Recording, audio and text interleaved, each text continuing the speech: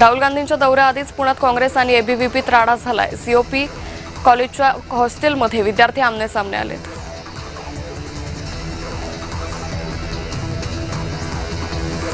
पंढरपूर दौऱ्यावर असलेल्या विधानसभा अध्यक्ष राहुल नार्वेकरांनी विठ्ठल रुक्मिणी मातेचं दर्शन घेतलं। यावेळी मंदिर समितीच्या वतीनं श्रींची मूर्ती देऊन त्यांचा सन्मान करण्यात आला।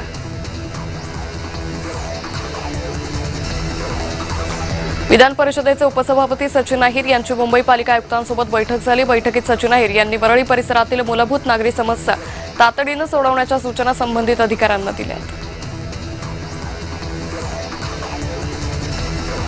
बेस्ट वर्कर्स युनियनचे सरचिटणीस शशांक राव यांनी कर्मचाऱ्यांच्या मागण्यांसाठी सुरू केलेलं उपोषण चौथ्या दिवशी मागे घेतलंय। राव यांची प्रकृती खालावल्यानं त्यांना तातडीने नार रुग्णालयात उपचारासाठी दाखल करण्यात आले। शेतकरी कर्जमाफीच्या मुद्द्यावरून शेतकरी नेते रविकांत तुपकर पुन्हा एकदा आक्रमक झाले। 27 ऑगस्टला मुंबईत आंदोलन करणार असल्याची घोषणा त्यांनी केली आहे। चौपाटीवरील कचरा आणि पर्यावरण राखण्यासाठी कोस्टल समितीची निर्मिती करण्याची मागणी नगरसेवकांनी सभागृहात केली। तर भाजपच्या नगरसेवकांनी कोळी बांधवांसाठी स्थापन केलेल्या समितीमध्ये स्थानिक नगरसेवकांना स्थान द्या अशी मागणी केली आहे। देवगड आनंदवादी बंदर प्रकल्पाचा मंत्री नितेश राणेंनी आढावा घेतला। हा प्रकल्प कोकणच्या विकासाच्या दृष्टिकोनातून अत्यंत महत्त्वाचा असल्याचं त्यांनी सांगितलं।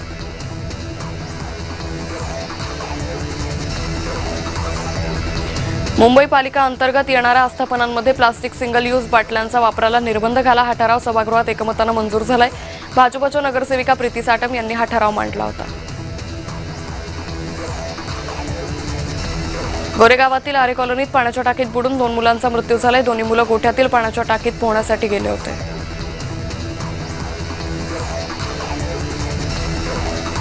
कुर्ला क्रेन दुर्घटना प्रकरणी कंत्राटदारावर निष्काळजीपणाचा गुन्हा दाखल करण्यात आला। एमएमआरडीएनं कंत्राटदारावर 25 लाखांचा दंड ठोठावलाय।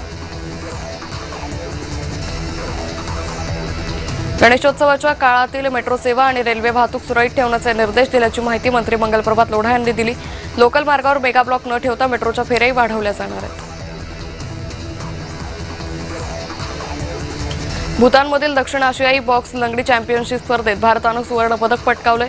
मुंबईच्या चाळीत राहणाऱ्या या 7ही खेळाडूंचं भाजपा प्रदेशाध्यक्ष रवींद्र चव्हाणांनी कौतुक केलंय। या खेळाडूंनी मर्यादित सुविधा, आर्थिक अडचणी आणि अपुऱ्या प्रशिक्षणावर मात करत मिळवलेलं यश कौतुकास्पद आहे असं चव्हाण यांनी एक्स पोस्टमध्ये म्हटलंय।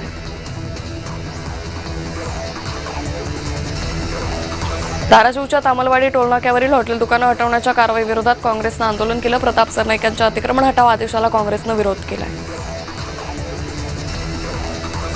मुंबईतील बॉम्बे प्रेसिडेन्सी रेडिओ क्लबचा परवाना निलंबित करण्यात आलाय। सुरक्षा आणि स्वच्छता नियमांचं उल्लंघन केल्याप्रकरणी एफडीएनं ही कारवाई केली। एकनाथ शिंदे हे मुख्यमंत्री असताना रस्ता सुधारण्यासाठी निधी दिला, आताही निधी देत आहेत, पण हा निधी जातो कुठे असा सवाल उपस्थित करत गणेश मंडळांच्या सदस्यांनी महापौर शर्मिला पिंपळकरांना खडसावलंय। मुंबईतील पवई इथं एका भाजी विक्रेत्याचा खराब पाण्यात भाजी धुतानाचा व्हिडिओ व्हायरल होतोय। या प्रकरणी नागरिकांकडून संतप्त भावना व्यक्त केल्या जात आहेत। बीडमधील विलासगुले हत्या प्रकरणी विराट मोर्चा काढण्यात आला। खासदार बजरंग सोनवणेंचे पुत्र सौरव सोनवणेला अटक करण्यात यावी या मागणीसाठी मोर्चा काढण्यात आला। मोर्चात ॲडव्होकेट गुणरत्न सदावर्ते सहभागी झाले होते।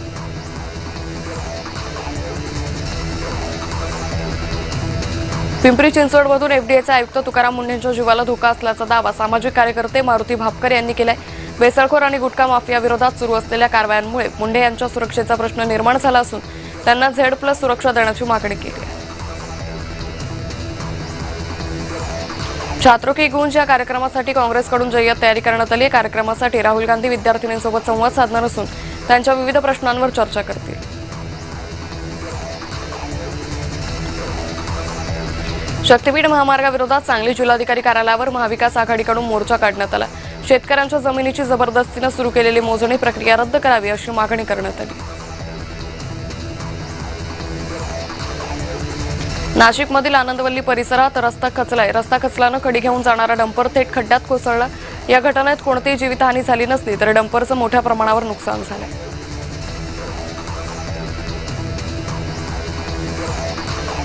पुण्याच्या आंबेगावमधील अंगणवाडी सेविका देवयानी पारधी यांच्यावर करण्यात आलेली निलंबनाची कारवाई अखेर मागे घेण्यात आली आहे। पुणे जिल्हा परिषद अध्यक्ष जगदाळेंनी ही माहिती दिली.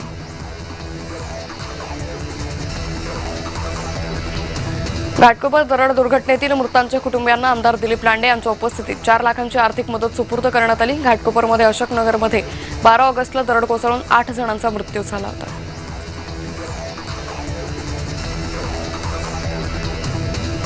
हिंगोली जिल्ह्यात किरकोळ बाजारात साखरेचा दर थेट 75 रुपये किलोपर्यंत पोहोचलाय. यामुळे सर्वसामान्यांच्या खिशाला मोठी झळ बसते.